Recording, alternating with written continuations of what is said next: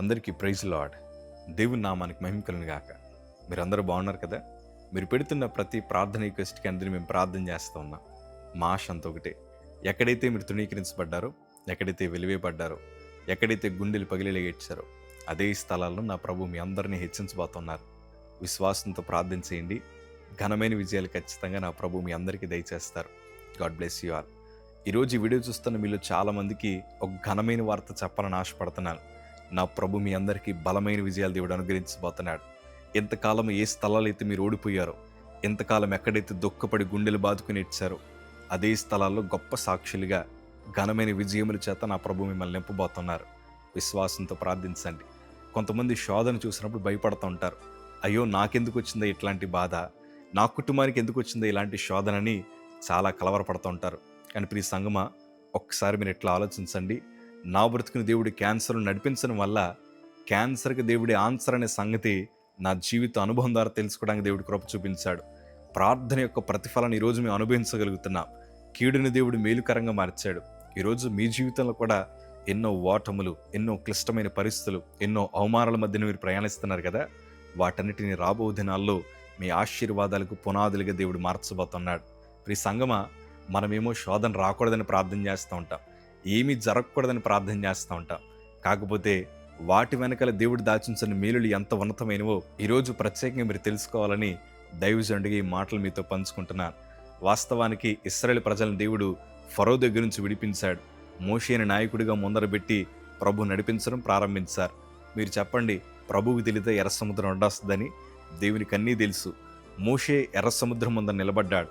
మోషే వెనకాల ఇశ్రాయేలు ప్రజలు నిలబడ్డారు. ఆ చివరి నుంచి ఫరో తరుముతూ వచ్చాడు. ఆ ఎర్ర సముద్రాన్ని చూడగా వీళ్ళందరూ భయపడడం ప్రారంభించారు. ఫరో మనల్ని ఇక్కడే చంపేస్తాడు, ఫరో మనల్ని సమాధులుగా మార్చేస్తాడని ఎంతో కలవరపడతా ఉన్నప్పుడు దేవుడు మోషేకి ఆజ్ఞాపిస్తున్నాడు కదా, నీ కర్రను సముద్రం వైపు చాపండి. అలాంటి పరిస్థితి మధ్యని ఎప్పుడైతే మోషే కర్ర చాపాడో, ఎర్ర సముద్రం అంతా 2 పాయలుగా మార్చబడినప్పుడు ఇశ్రాయేలు ప్రజలందరికీ అర్థమైందేంటి తెలుసా? మోషేని మనల్ని నడిపిస్తున్న దేవుడు సాధారణమైన వాడు కాదు, అసాధారణమైన కార్యాలు జరిగించగలిగిన దేవుడని వారికి ఆ సమయంలో అర్థమైంది. ఎర్ర సముద్రం ఎదురవడం మంచిదే, ఎందుకంటే శత్రువులు కూడా అర్థమైంది వీళ్ళందరూ నడిపిస్తున్న దేవుడు గొప్పవాడని. అందుకే శోధన కొన్నిసార్లు మన జీవితంలోకి రావడం చాలా మంచిది, ఎందుకంటే ఆ శోధనే రేపు మనకు బలమైన సాక్ష్యం అవబోతోంది.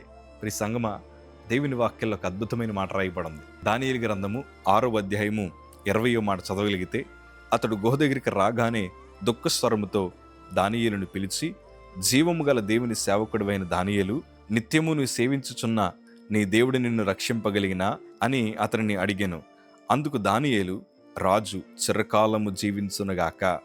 ఈ సంగమా, దానియేలు 80 సంవత్సరాలు పైబడున్నప్పుడు అతన్ని సింహభూమిలో వేశారు.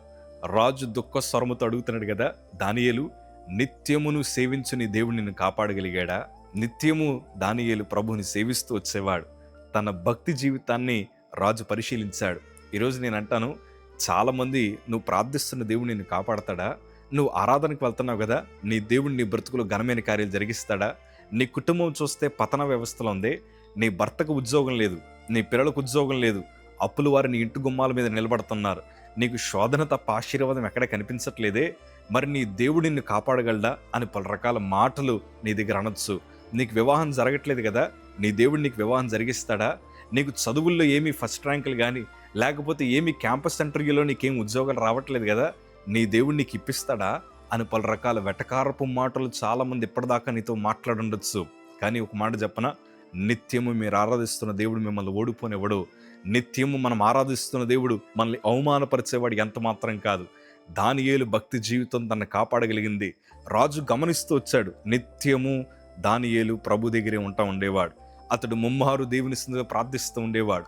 యెరూషలేము తట్టు కిటికీలు తెరిచి అతడు మోకాళ్ళ ప్రార్థన అనుభవాలు కలిగిన వాడు. ఈ భక్తి జీవితమే దానియేలు ఆశీర్వాదాలకు పునాదులుగా మార్చబడింది. అందుకే గత 2 వారాలుగా ఈ వాక్యాన్ని బోధిస్తూ వచ్చాను.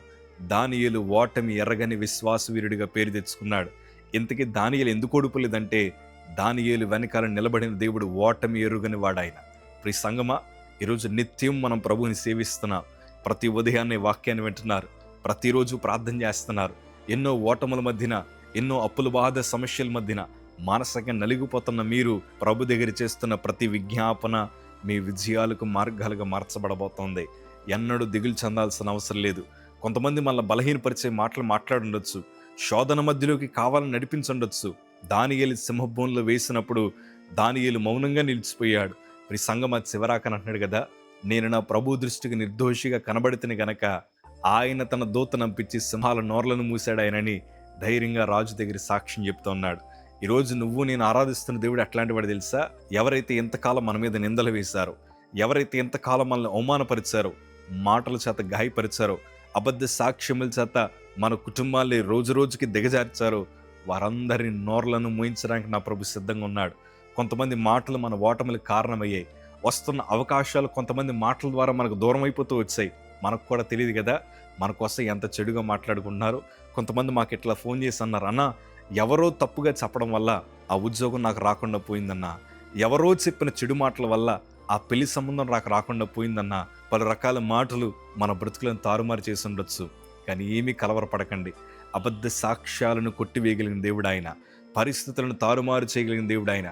కొంతమందికి ధనబలం ఉండొచ్చు, కొంతమందికి అధికార బలం ఉండొచ్చు, కానీ నువ్వు నేను ఆరాధిస్తున్న దేవుని ముందర ఆ బలాలు ఏమీ పనిచేయవు. అందుకే దేవుడు తన దూతను పంపించి సింహాల నోరులు మాత్రమే కాదు, రాజుగారి నోటంతా వచ్చిన మాట ఏంటి తెలుసా?